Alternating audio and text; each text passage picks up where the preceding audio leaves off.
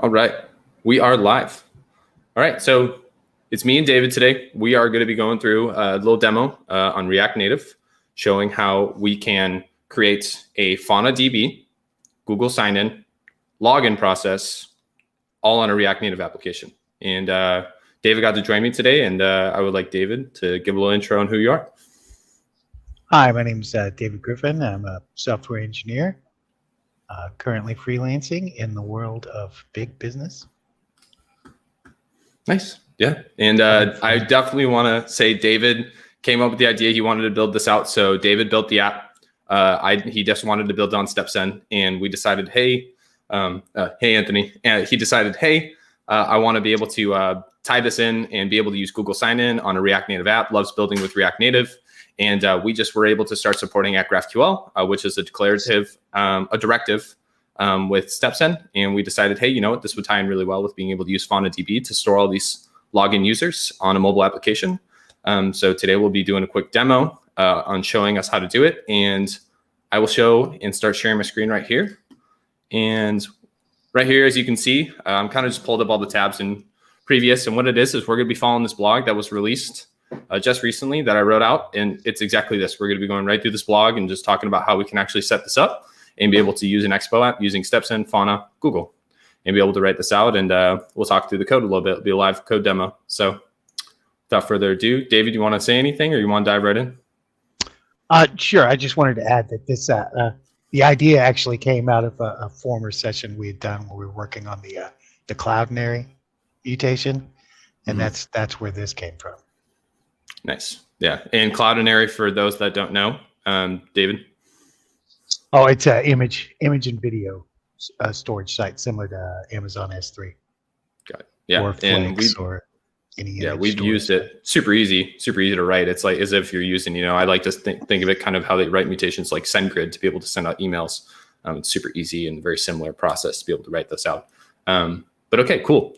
So we'll start walking through this. So obviously getting set up with StepZen. If nobody's accustomed to that, you can go and do that and set up your account, sign up.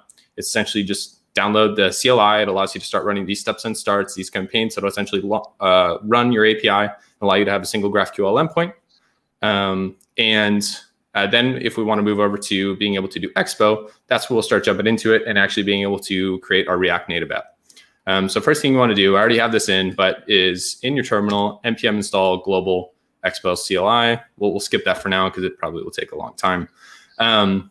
When you do it, just select tabs. And the reason we want tabs is because it just builds in a lot of dependencies designed for the navigation experience. And David, I'm sure you can attest. I tried doing the other one. It's pretty difficult not to use those for sure. Yeah. Yeah, definitely go with a cookie cutter. Yep. 2 tab. So we'll do this. I already went into my document. So Expo init, Fauna login, and it's going to ask for it here. Yeah. So this one right here, tabs, we're going to do that one for sure. And that'll just give us a lot of the pre-dependencies. And the only thing I think that we had to also install is some other little dependencies here and there, including GraphQL, just so we can actually use those in Expo. All the GraphQL dependencies are not in there by default, which makes sense. Then we're going to CD into it when we're ready. And then I guess in this time, while we're waiting, set up a Fauna database. So if you go over to Fauna, I already set one up. You just come into here. And what it'll do is it'll ask you just a little bit of questions. And I can just set up a dummy one maybe real quick. Create a database, name it, yada, yada, yada.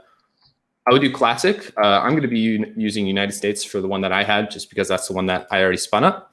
Click use demo data. That'll allow you to be able to just have a straight GraphQL file already pre-made. A schema already made, so it'll be super easy for you to set up in there. We won't be using FQL. This is all through GraphQL. So we won't make that because we already have one here. And then it'll spin up something like this without user, which is something that we'll be creating when we actually are able to inject that into our schema.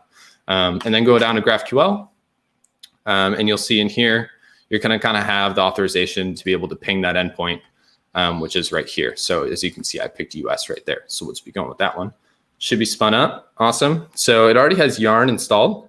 They already do that when you run Expo init. So now we'll just actually CD into that one. Fauna login, okay, demo. Oh, I did FaunaDB. Awesome. And then actually, I think I got to open it right here. So let me just open it up. VS, documents, FaunaDB login. Awesome. And we're rocking. Okay, pop that open again. And we'll head over back to the blog and just see what we need to do next. So we have set that all set up. What you're going to do is, if you were in here, save this as a GraphQL file.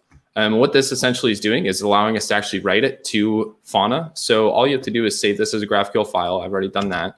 But once you have it saved as a GraphQL file, you just want to merge that schema right here and click merge, and then it'll allow you to open it up in here. And I have it. Oh, I think I actually have it right here. Yeah, so it remembered where I was pulling it from, and you just open it there. I won't do it again because I don't want to create duplicates or something, but post that right up there. It'll tell you that it's successfully merged. Don't combine it with the pre-existing schema. Notice that causes issues. Might be a Fauna thing. I'm not sure, but I just didn't copy this whole thing and add it to it. I just individually merged it, and I didn't have any issues. So if we were to do like the query right there, should be able to get one. Oh, maybe I have a different ID. I might have deleted the user, but if you were to punch in an ID there, you'd be able to get find by user by ID in there. So yeah, getting back into this, let's go back to the blog. Fauna's all set up. All right, let's make the StepZen one, huh? So get into here, we'll make StepZen. And David, if you want to just explain what I'm kind of doing here, I'll open a new terminal.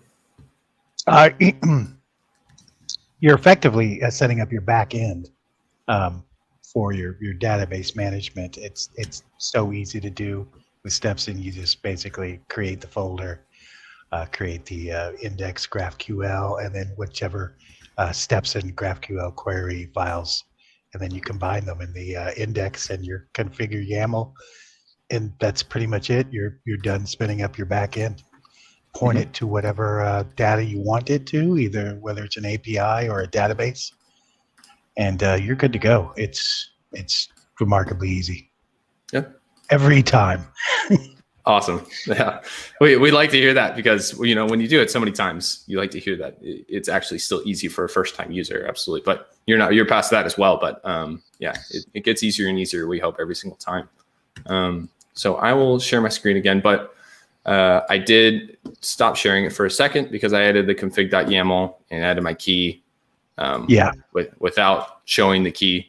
But it's to my Fauna account, so it's just a dummy account anyway. But that's the best practice, is make sure you're not showing that.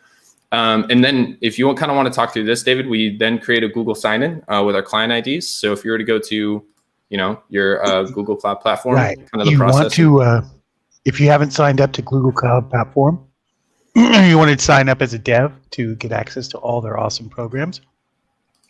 And then, I usually, for this one, I created a project for mine, which was called Golf Austin. And so I created a project for it. I went and got my API key for maps, which is a whole different story. And then I worked on my OAuth 2. And it's really simple. They give you all the steps in the Google Cloud Platform, which you can see he's got pulled up. So you just go to credentials. Yeah, just punch that in right there. And it'll allow you to make a... And so you'll create credentials. You want to do the OAuth one. You're going to need both the iOS and an Android for your React Native, so that, I guess if you're just making it strictly iOS, you could just get the iOS one, but you might as well get both of them. Android, you just follow the directions on screen. The package name, I forgot the package name. There's we won't a actually standard be making package it. name. It's in all the documentation. If you have any trip ups on this, there's so much documentation on this. Yeah. Google provides a bunch of it, and then there's a million YouTube tutorials on this. So if you get caught up on any, just don't hesitate to type something into Google. And Anthony had a quick question. Is this like IAM or for AWS? And I'm not sure what IAM is for AWS, but Google Cloud Platform, if you're asking about it in a general sense, it behaves the same way. IAM, I think you're talking about the credential management system, identification management system. I think so, Anthony, to answer that question. And then you had one on, identity access management. Precisely. Yep. Credentials. That's what we're working with here. Totally. Right. I don't work a lot with It's little AWS, but I've different. heard of that, and it's very simple. We that first project I did with you, it was Cognito, and we didn't get too much into that because I dropped the Cognito for the mutation. Yeah. But it's different, but it's similar. It's I thought it was a little more difficult, but that was just me to navigate through. And then Anthony also asked, so this can run on the web too. I don't know what you're saying if you could specify this, but the Expo app that we'll be running can run on the web. You can test it on there. We'll be running it in an iOS. Yep. iOS You'll get a different simulator. Client. It actually specifies right web client. When you're getting your OAuth key, you'll have to get one for a web and one for each of the iOS and the Android. Yep. All right. So I think anything else on Google? What we did on that end to be able to create 2 keys, iOS and Android? No, IDs? there's lots of help documentation if you get struggled. It shouldn't take you more than 15 minutes to get it set up. You just have to do them both separately is the biggest hassle. And then once you get them set up, they're good to go unless you want to change them. Copy them, put them into the appropriate file. I think it's right in our app.js on this one. Got it. Yeah.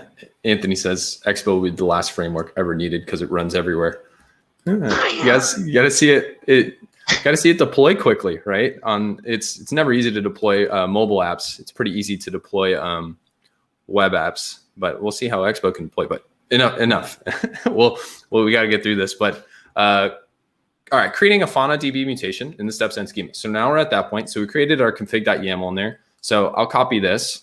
And all we're doing in here is taking pretty much the same exact thing we had up here. And sorry for so much scrolling, but see create user, find user by ID. We had the same thing going on over here. Find user, create it.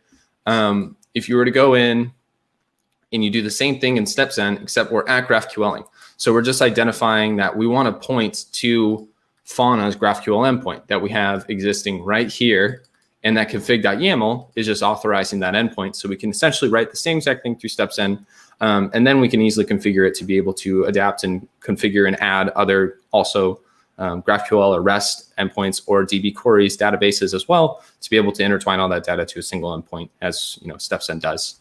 But we'll copy this over and we'll just paste this in a new file called Fauna GraphQL. Boom, punch that in. Now the only difference is, and I said that in the blog, is make sure that you know what endpoint you're using. So may change based on the location. I have a different location, so I'm going to change it. We're going to throw this one in here, and I'll actually just go like this. Show that little cool thing that you can do there. And then Fauna config, we see that we're grabbing that over there in the config.yaml. So as long as I named it correctly, we won't even have to go back over there to use that. So we'll save it. And then I know the other thing we're going to want to make is our index.graphql. And then right here, we're going to do that.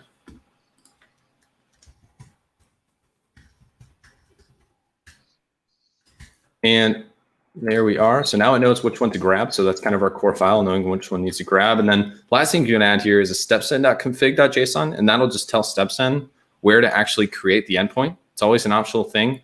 But actually in this one, we'll create a new one and we'll see what we can do and see if we can just start up a new endpoint instead of naming it essentially demo native login, which is the example here. So without further ado, I think we've done everything to this point, right, David?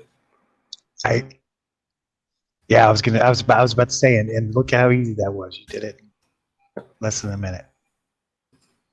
Yeah, and that's also So we'll go.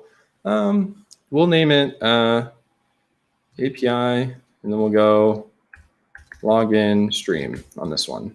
Or we'll do demo login stream, right? And I'll just keep it consistent. Because this essentially is on my account every single time. It's writing to my account at StepZen and saying, hey, where do you want to actually store this one so that if you ever need to address this endpoint ever again, this data and this schema is going to be sitting there waiting for you to query it again. And you'll always have that there. So demo login stream. Oh my God, I have it running somewhere else. It's as if I work today. Let me see where I have that. Yep, here we go. I found it. Okay. We could change it, but. Okay, awesome. Login stream. Okay, so now my new endpoint should be running. And boom, we got it. So pulled up in a different screen, but I'll flip back over here. If we were to go there, boom, it's there. Find user. And then if we were to want to write a mutation, this is just a graphical explorer, as we all know. Create a user, and then we can do all the same exact things that we were doing in the playground over here previous. So keep on going. And I think now we're starting to get to the React Native app part. First thing we want to do is install the dependencies. David, you actually built out a good amount of these, or added a lot of these when you were building the app. So feel free to talk about them while they get downloaded.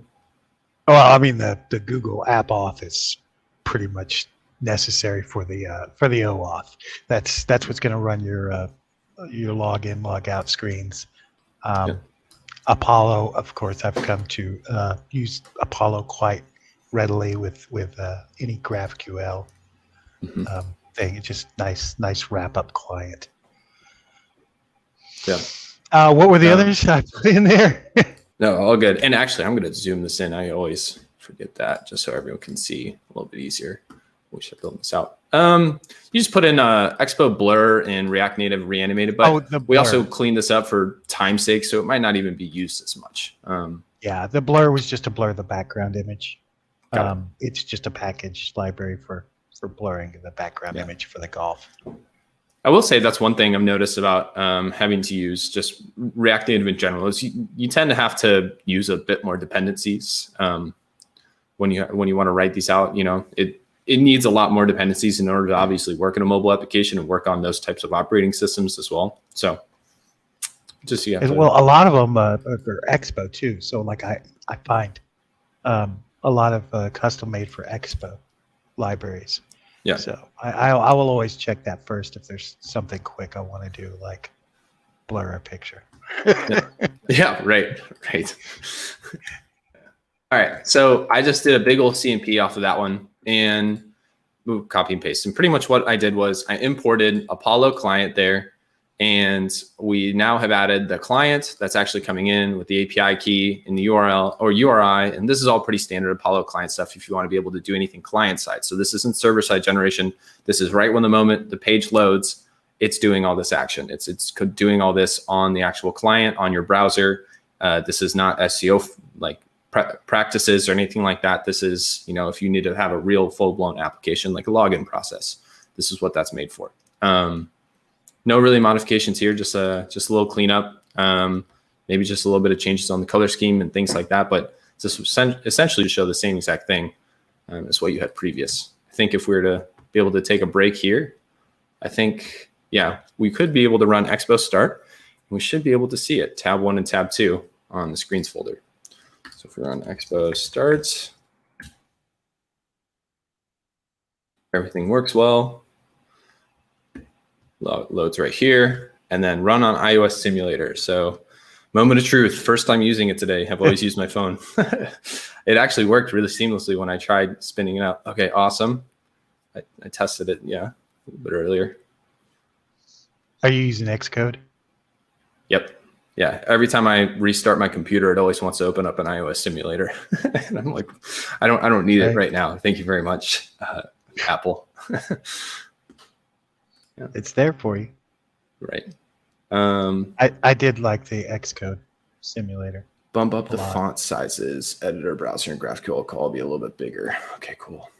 All right. And yeah, I'm the same way. I usually use my phone. So cool. So there we go. I think we got it. Yeah, tab 1 and tab 2. So this is what you kind of see when you come in right away, and you're officially working on a mobile app. It's as if you were to click, you know, download the same app on your phone and use Expo. That's what Expo is so awesome about right here is, boom, we're ready and we're rocking. I love that about it.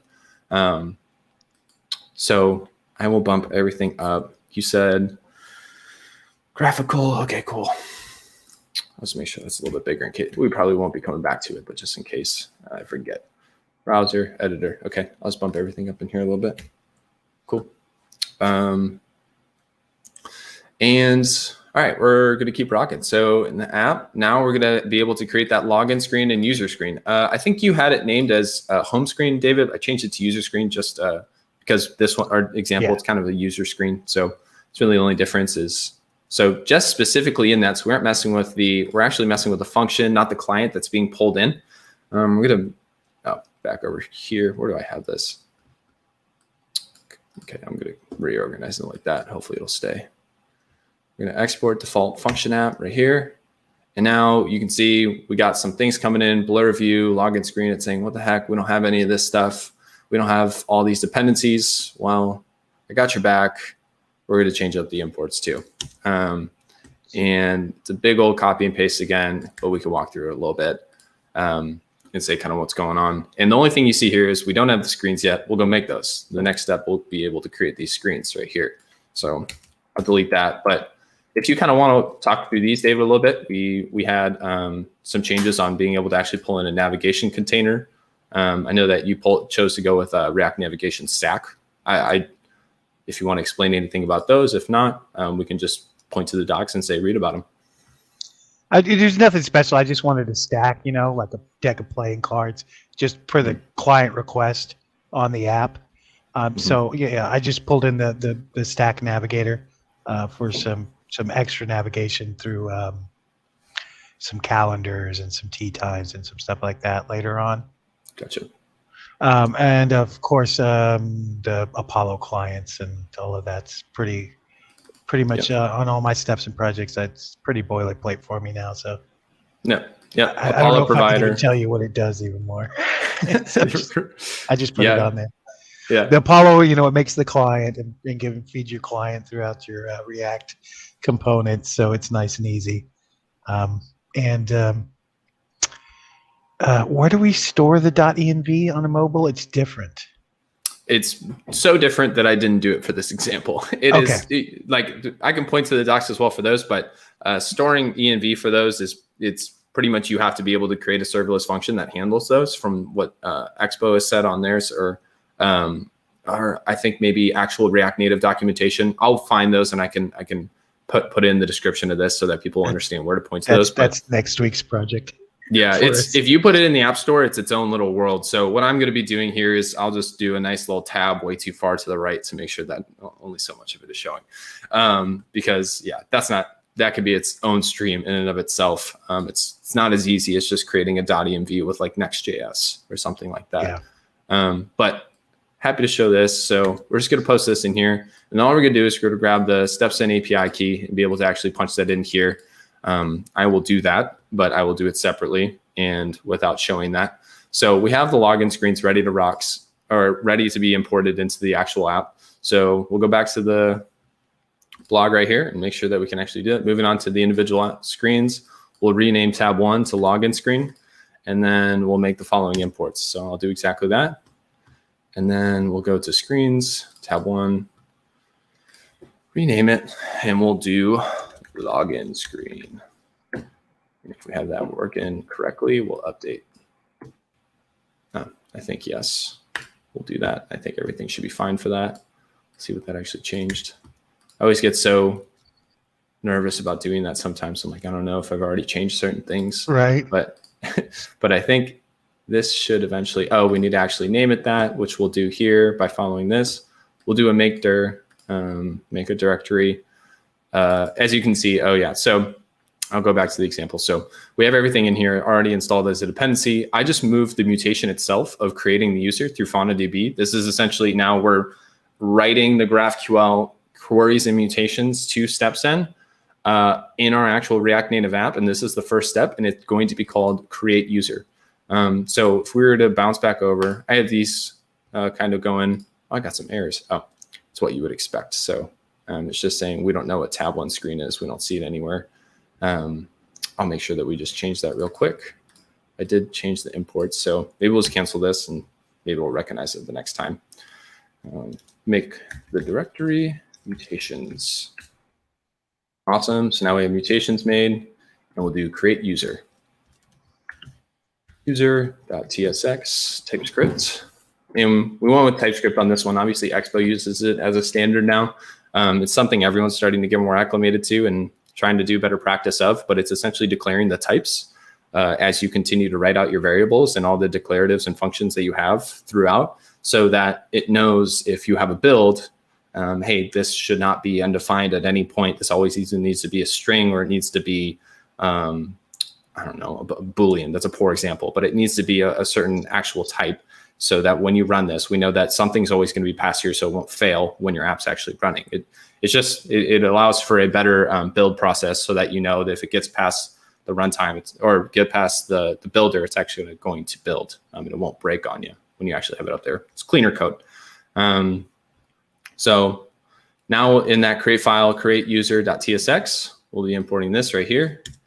And what's going on here is we're just doing that simple mutation create user as you saw it on our local right here. Going on, create user.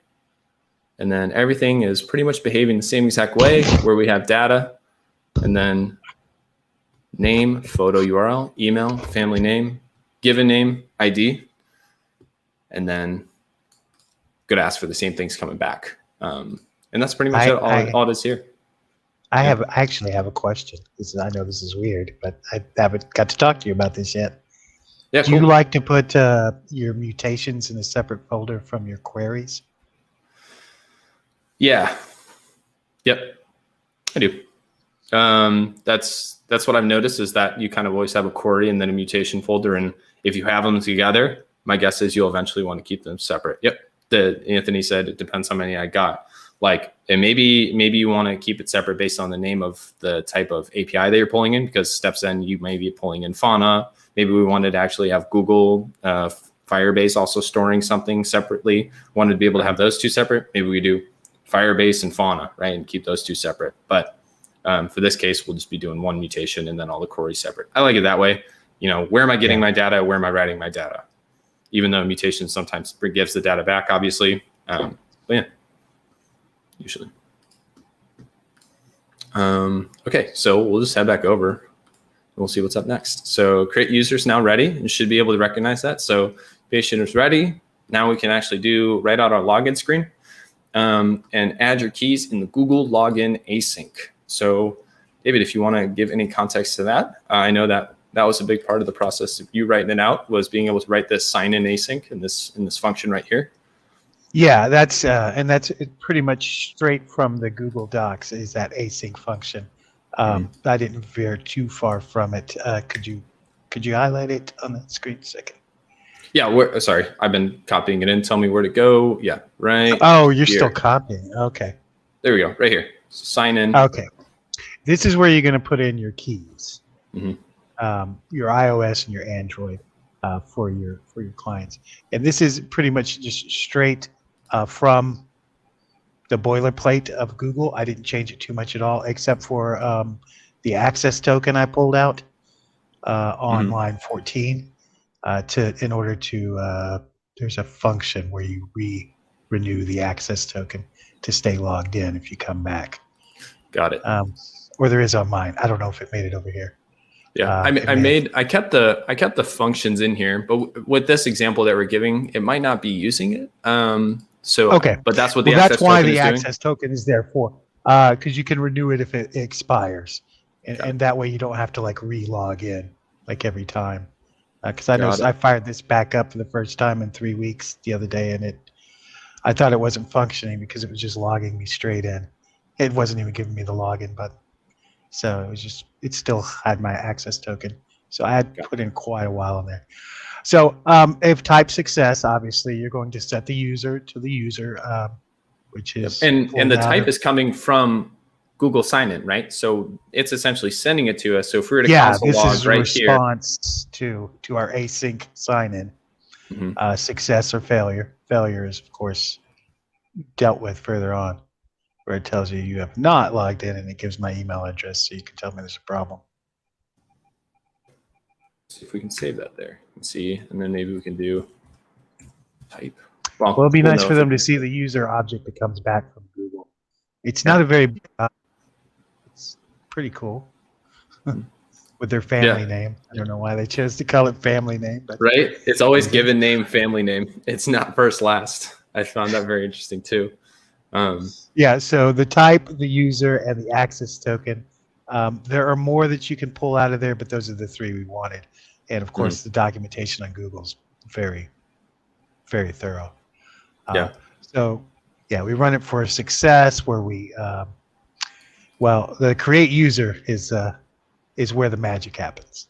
Yep. So we have Google sending us that data, right? You set up that Google sign-in process of saying, hey, we want to be able to actually have Google use the login credentials and authentication process from your accounts. Every time you want to click that login with Google button, it now sends us, the developers on the React Native app, all that data and saying, yeah, we successfully logged them in. Here's the data. Here's the data of that person. They allowed you to have this data. And so that's that permission process. So now we're like, okay, awesome. We're able to have that. It's not like we get your password or anything like that. If we were to log the user right here, it's essentially going to give us, and that is where the create user is, where we're writing it to FaunaDB of the name, the email, family name and given name, and then the ID and the photo URL.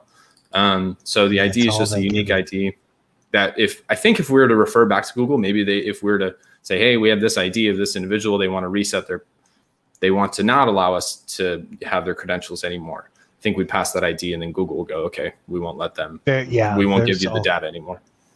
Kinds of documentation for Google tells you how to do that. It's a little more complicated than the scope of this. Yeah, and then we have the navigation, and that create user is obviously coming here where we're using mutation. So this is where the Apollo client comes in, and we're using mutation create user right here as it's passed in from what we built over here in mutations. So you see here, we have it coming right over here.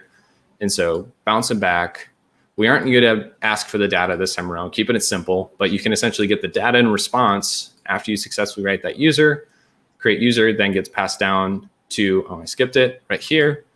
And then it writes all those variables out that we ask for so that we can successfully write that mutation.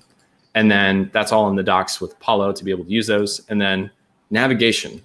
So what's going on here a little bit, David? I know you wrote this part out on home to be able to access that. Yeah, this is the gateway. So you don't get to this page until you get through the authorization, and so that's why I put the navigate in the success loop, because you can't get to it without it won't work. Yeah, as easy as that. So, and we're navigating. It tells you the component and what you're passing in, which is just user. You can pass all sorts of stuff in, but I'm just using user. Yeah. Okay. Awesome. And then go back is obviously the same thing, but we'll show all that from, I think they'll just need a visual standpoint at this point to understand kind of how that all comes together. But then we'll have the styles that we have here. I just broke them down in segments in the blog to make it a little bit easier. So you can throw those right at the end, and that should remove all the little errors that we had in here because it's expecting those. And then we have a successful login screen. So let's just kind of punch out a little bit here. I'll add these keys in all at the end, and I won't show them, and then we'll just make sure it works. But those are just strings that you were provided. And now we're going to go, where are we? So sign in async. Oh, this is just an example saying yada, yada, yada. So this is the console log user right here. As I just punch this in, this is exactly what you would get from Google if you wanted to be able to write that out. We still need to do is create the user screen. So let's do that. And I'm going to pull this in real quick. And this is a very simple component. It's just going to ask for all that user data. As you throw it over, navigation, navigate to home. We named it home on this one. It's user page.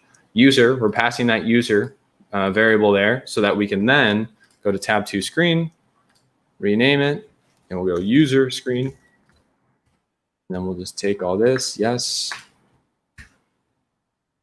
All the stuff's in here. And then we're only asking for styles, but as you can see, it's just going to be user dot. It's going to be user.name. So everything that we expect to be passed from that route parameter that we were asking for earlier, that's being passed in here, which is honestly a hard thing to do initially for understanding how data is being passed, because you may be stuck there, and that's where you can get kind of stuck for a good amount of time trying to figure out how I'm supposed to pass this data to this other file in my code. But that's how it's done right there when you want to write out those routes, and it's all happening in this app.tsx, right? So if you look here, we have that stack screen. It's looking for home, and then it has component here as user screen. And then it knows that if you want to pass a variable here, user, it's going to take that user in the routes and be able to do route dot. Now that's in the documentation. That's where you have to read closely to understand that stuff. And did I miss anything there, David? Is that all? That'll check out. Yeah. There's lots of modifiers on stack screen. look up the documentation because they're very useful. As you can see up above, the header background, blur view, that's where that came in. So there's all kinds of customization that can go on the stack screen. And it's kind of its own little tutorial because the stack screen is kind of a Calcutta's whole of fun. If you ever just want to play around with different stack screens, you'll spend all day doing it. Yeah, once you start finding out how navigation works, it's fun to play, especially on a mobile app. You know, you get to see actually all the flow because they had a lot of that flow for you as a dependency. So now you get to actually see, oh wow, I created all this smoothness. It's like, no, you didn't, but you create the navigation with all the data going through, you know? So, yeah. All right. Anthony asked a question. He said, is there any issue having your keys on the client? I know for the web, you'd want to make sure you're obscuring your source maps, but I don't think this kind of stuff works on mobile. The answer to that is yes, it is insecure, absolutely, to have it on the client. For mobile, it's tricky. Like we said, we don't have environment variables here. That's why I haven't passed any of them in. The biggest trick here is that I definitely have to source to the documentation at this point. To what you need to do is you essentially need to create serverless apps that you ping, and you can write those out in Google Cloud Platform, for example. You could write out one of those, and it essentially will be able to just say, hey, I want this specific environment variable. I want you to throw this into this specific part of the client, and then it'll do that each individual time. But I think, yeah, serverless functions on that one. Talking too long. Yeah, that's how it's done. We'll throw the documentation. It's definitely a much different process when you want to be able to do those kinds of things. But let's see what we're missing here. And maybe we are login screen. It just talks about how now we already talked about this navigation. That's what it's doing here. Then it's also navigating to home user. But I think we are ready to rock. Yeah. So I will not share my screen now for a little bit. I'll punch in all the keys, and then we'll see if this bad boy runs.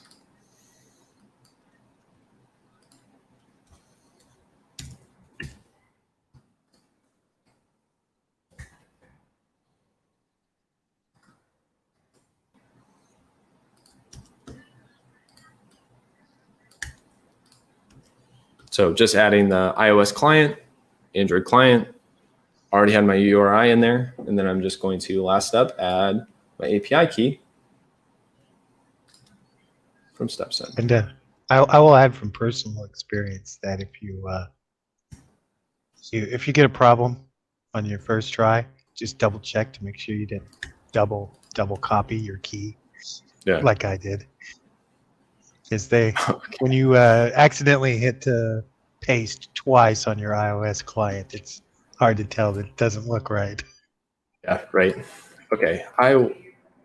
Oh yeah, and like I'm doing that right now as I'm going through it and half-wittingly saying, oh yeah, because I'm like double checking that over and over again to make sure I don't do anything wrong. But I'll just punch this way over so we can kind of share a little bit what's going on here. So cool. I'll share the screen again. So I just threw it way over here. I don't think this will cause an issue. I haven't really done it before, but threw that in. Let's just make sure that nowhere in here we have tab 1, or else it won't know what to do. I think we do. Import. So let's just change this in here to login screen. So tab 1 screen, and we'll just change that to login screen. And we aren't even going to use this. We removed it, but I just don't want it to throw errors at us. It's not assignable to type on screen. Whatever. Okay, here we go. You ready? We aren't even using this, so get out of here. Right. Okay. So cool. We're back at it, and it's saying it doesn't recognize logins. Cannot find its corresponding declarations. So let's make sure we have that right. Maybe it's just a good old-fashioned close and reopen, but login screen. Login screen. Am I exporting it? Yeah. Okay. Let me see. Sometimes, just open and close. Yep, that's all it was. Okay, we don't need to see it again. So sometimes you need to just close your file, and then it's like, yeah. Okay, never mind. So expo start.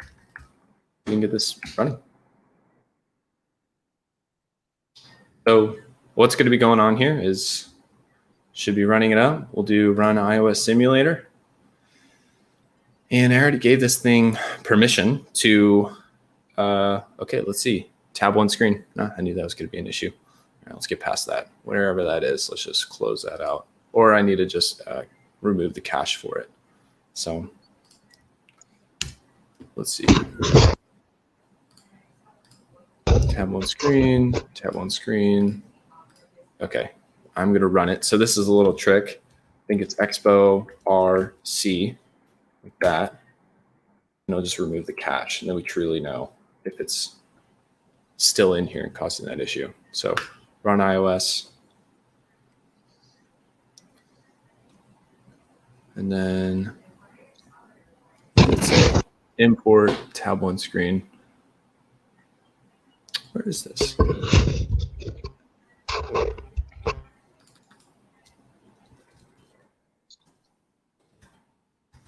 I still have it. CU, bottom tab navigation. Get out of here. Well, now it might throw errors. Okay, let's just. Cool, it's fine. Tab 2 screen. Here we go. Let's go. Screen, and we'll comment it out anyway. Okay. Now it's time to rock. Let's just see the magic. Move the cache. Moment of truth.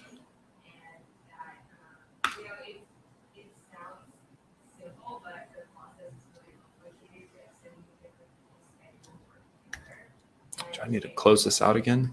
Cannot be dismissed. Bottom tab navigator. All right.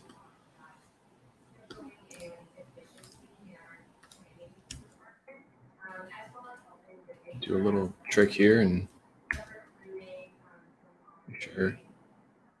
sure. Maybe I need to close out the entire simulator. Maybe that. I hope I don't have to. It was working so well before. Maybe I will. Yeah, I'm going to close this out. I'm going to reopen it. Hopefully that won't take too long.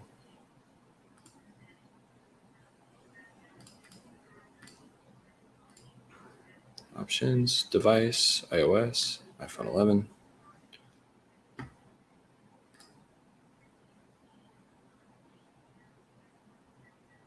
All right. Round 3 or 5 or 8. Isn't that great? Wait, let's see. I don't trust it yet.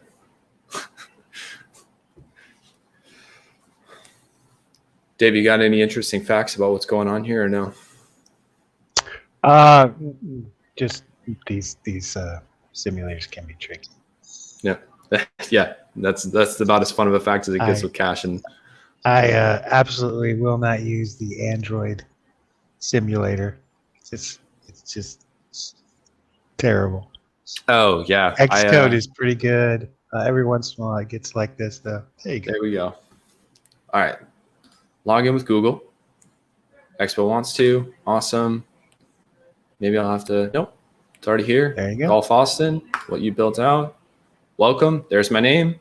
It's on that user page, user screen. Welcome. Has my image coming from Google. Oh, has my name. One thing we forgot about on the authorization on Google platform, you'll need to put in the websites or the addresses like localhost 3000 in development, or if you deploy, the deploy address. Otherwise, it won't. Referring to somewhere in here? Yeah. Got it. So, so go to credentials page and click on the. Oh, you don't have them on display. Yeah. Well, you would click on it. You would click on it, and it would take you there. And that's the page where it'll say add URLs is the specific setting you set on, and you'll set your localhost 3000. Otherwise, when you click on the login button, it'll reject your as coming from the wrong website. Got it. Got it. So Yeah, after you permission get thing. all of this stuff in, if you have a problem, make sure you got your website set up to direct it. And Got then it. if you do deploy it, make sure you put in your deployment address. Got it. Well, yeah, as long as the permissions For, are there, it works. We got it running. Live demo. Welcome.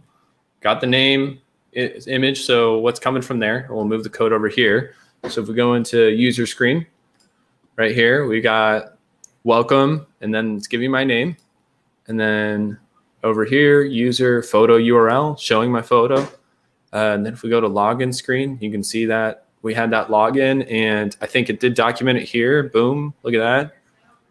We got ID, family given, email, name, photo URL, and then keep coming on down. You see navigation popping in, home, user, and then it knows that it was able to pass that user over. After we successfully logged that here, it set the user and then created it. And then that go back button will just bounce us right back to it whenever we want to go to that home screen on app.tsx. Right? Now, And Expo automatically gives you a back button, but I just wanted it to be a little more clear. Mm-hmm. So there's Expo will automatically give you a back button at the top. See, login demo. Right It here. doesn't on my login. That's why I put Yeah. the go back, because it doesn't on the. Got it. And that just caches in. Yeah. You can then- well, I mean, you can choose to on that stack screen that you can modify. You can, that's where you'll play with these upper right or left hand Expo arrows on the stack navigator. So you can make your own custom. I chose to just put a button on instead of a custom arrow with a back button. Got it. Okay. In fact, it wanted to throw it up there. Expo did, and I didn't like the name of it, so I took it off. Okay. Nice. Oh, so it takes login demo from the actual app.tsx in your Right. stack name. Okay. What it said was, since I named it home, it just said home, or tab 1, I think it was, is what it said, because I hadn't changed the name yet. I was like, well, I don't. Yep. That wasn't descriptive enough, so I just put a go back. Got it. And then, of course, the next step was logout's really easy. You just make a logout component. You set your access token to nothing. You set your user to nothing, and that's it. It's logout async. It's the exact same function, but logout async instead of login async. Logout async. Yeah, we did that. We were going to do that one, but as shown, 47 minutes in. Good thing we didn't. But that could be our next demo, right? That'd be fun. Oh, yeah, it's so well, if you've done the login, doing the logout is so easy. Yeah, you already And have then everything. There's all kinds of documentation on doing other things with it as well, like changing your password. Yeah. Things like that. Access token sits right in between those two processes and allows you to be able to cache back in. Yeah. Hold everything. But on a more important note, processes. Yeah. What's the giant picture in the background? You have to tell everyone since you told me. What's that? That's my 3 children are just getting out of elementary school, and this is a collage of all the artwork that's gotten put on the walls throughout the years. We put them all together in a giant frame. That's awesome. So there's all sorts of different. And you can see my son, right?